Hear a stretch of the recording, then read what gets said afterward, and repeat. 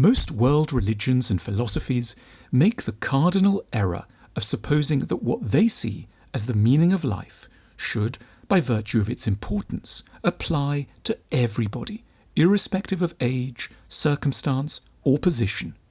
So proud are these religions and philosophies of their insight into existence, they can't help but accord them universal and dogmatic application. But Hinduism is a great deal more supple and imaginative.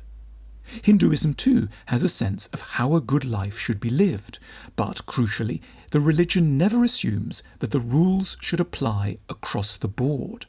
Rather, Hinduism cuts up populations into segments and then differentiates right conduct according to 4 life stages, collectively called ashramas. The first of these ashramas is termed brahmacharya and covers the period of life when one is a child and a student. Here, however serious life might be overall, one is allowed to play, to be tender, and to give free rein to the imagination. But one must also learn and obey. Then, more arduously, comes another life stage, one when one becomes a grihasta, or householder. This is the time for maximal involvement in practical matters.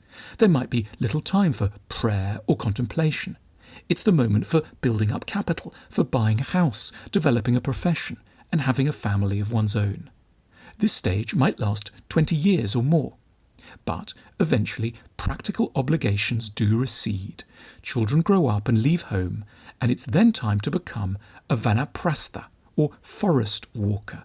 That is, someone who can increasingly surrender practical tasks and reorient themselves to the spiritual realm by going for walks, ideally and rather poetically, in mango forests.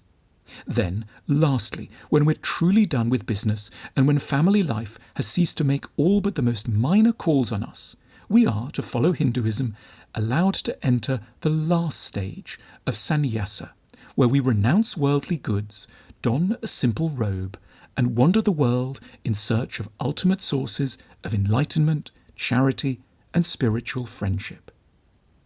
We may not agree with every detail of the way Hinduism carves up a life, but we can admire the imaginative way in which the religion seeks to align its teachings with the particular demands of society, the body, and the family across time. It would, knows Hinduism, be as absurd to entice an 18-year-old to do yoga for 6 hours a day while contemplating the absolute, as it would be to spend all one's time in business meetings as a 70-year-old. There is a time for moksha, the striving to liberate oneself from the cycle of eternal life, and then there is a time for arta, when we must head to the office and sound serious during company presentations. Both are, in their respective contexts, equally legitimate and equally important. Hinduism reminds us that there is no simplistic, unitary goal to life. We shouldn't ask ourselves what the right way to live is per se. As Hinduism knows, it all depends on where on the journey of life we happen to be.